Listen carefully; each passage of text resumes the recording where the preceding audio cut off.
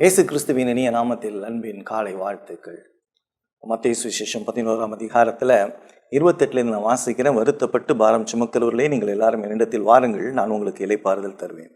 நான் சாந்தமும் மனத்தாழ்மையுமாய் இருக்கிறேன். என் நுகத்தை உங்கள் மேல் ஏற்றுக்கொண்டு என்னிடத்தில் கற்றுக்கொள்ளுங்கள், அப்பொழுது உங்கள் ஆத்மாவுக்கு இளைப்பாறுதல் கிடைக்கும். என் நுகம் மெதுவாயும் என் சுமை லகுவாயும் இருக்கிறது என்று சொல்லுகிறார். இயேசு இங்கே என்ன சொல்கிறாருன்னா, விசுவாசிகளுக்கு ஒரு நினைவுபடுத்தக்கூடிய ஒரு காரியம். விசுவாசியுடைய வாழ்க்கையில் நீங்கள் பார்த்தீங்கன்னா, விசுவாசியுடைய வாழ்க்கையிலும் கூட அங்கே இளைப்பாறுதல் இல்லை. ஒன்று நம்மளை அலக்கழிச்சிக்கிட்டே இருக்குது. அது யார் அப்படின்னு சொன்னால் பிசாசு. நம்மளுடைய எதிரி நம்மளை சும்மாவே இருக்க விட மாட்டேங்கிறான். நம்ம பாவம் செய்ய தூண்டிக்கிட்டே இருக்கிறான். நம்மளுக்கு சோதனைகளை கொடுத்து கொண்டே இருக்கிறான். அப்படிப்பட்ட சூழ்நிலையில் இயேசு என்ன சொல்கிறாருன்னா, நான் உனக்கு இளைப்பாறுதல் தருகிறேன் என்று சொல்லுகிறார். உனக்கு நான் பலன் தருகிறேன்னு சொல்கிறார். அவருடைய பலன் எங்கே இருக்குது? அவருடைய வார்த்தையில் இருக்குது. அவருடைய வார்த்தையை சார்ந்து கொள்ளுங்க. வேதத்தை வாசிங்க, வேதத்தை சார்ந்து கொள்ளுங்க. அந்த வேதத்தில் சொல்லப்பட்டுள்ள அவருடைய சித்தத்துக்கு ஒப்பு கொடுங்க.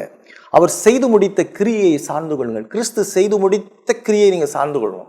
அதுதான் அவருடைய ஆழத்துவம், அவருடைய பணி. அவருடைய பணி என்ன அப்படின்னு சொன்னால், அவர் இந்த உலகத்தில் உங்களுக்காக எனக்காக பாவம் இல்லாதவராய், நியாயப்பிரமாணத்தை பரிபூர்ணமாய் கை கொண்டவராய் சிலுவையிலே மரித்து அவருடைய நீதியை உங்களுக்கு கொடுத்திருக்கிறார். அவர் மரித்து உயிர் தெழுந்திருக்கிறார். இப்பொழுதும் உயிரோடு இருக்கிறார். இப்பொழுது பிதாவின் இடத்தில் நமக்காக பரிந்து பேசி கொண்டிருக்கிறார். இதை சார்ந்து கொள்ளணும். இதுதான் நம்முடைய வாழ்க்கையில் அவர் என்ன செய்யறாருன்னா, அவனுக்கு உதவி செய்கிறேன்னு உறுதி கூறுகிறார். நம்மளுடைய பாவங்கள் மன்னிக்கப்பட்டிருக்கிறது. அவர் நம்மை பாதுகாக்கிறார். அவருடைய பிரசன்னம் எப்பொழுது நம்மோடு இருக்கிறது. இது நம்ம வாழ்க்கையில் நடக்கக்கூடிய நிகழ்வுகள் எல்லாம் அவருடைய நித்திய நன்மைக்காக என்று பார்க்கிறோம். நம்ம அந்த கிறிஸ்துவை சார்ந்து கொள்ளணும். அதான் இளைப்பாறுதல். அந்த இளைப்பாறுதல் அப்படிங்கிற அவருடைய உண்மைத்தன்மையை சார்ந்து கொள்ளணும்.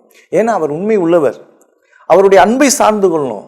அவர் நம்மை முடிவு பரியந்தும் நேசிக்கிறாருங்கிறத நம்ம பார்க்கணும். அவருடைய வல்லமையை சார்ந்து கொள்ளணும். என்னுடைய பலவீனத்தில் அவர் பலன் பூரணமாய் விளங்கும். அவருடைய இரத்தத்தில் சார்ந்து கொள்ளணும். ஏன்னா அவருடைய இரத்தம் என்னுடைய பாவத்தெல்லாம் கழுவி இருக்கு.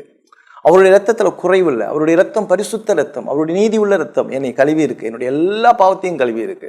கிறிஸ்துவை சார்ந்து கொள்ளுங்கள். அவர் உங்களுக்கு இளைப்பாறுதல் தருகிறார். கிறிஸ்துவை பார்க்காம எங்கேயுமே நீங்கள் அந்த இளைப்பாறுதலை கண்டடையவே முடியாது. அது வேதத்தை வாசித்து கிறிஸ்துவை பார்த்து அந்த இளைப்பாறுதலை பெற்றுக்கொள்ள கர்த்தர் இந்த காலை நேரத்தில் உங்களுக்கு கிருபையும் இரக்கமும் பாராட்டுவாராக. ஆமென்.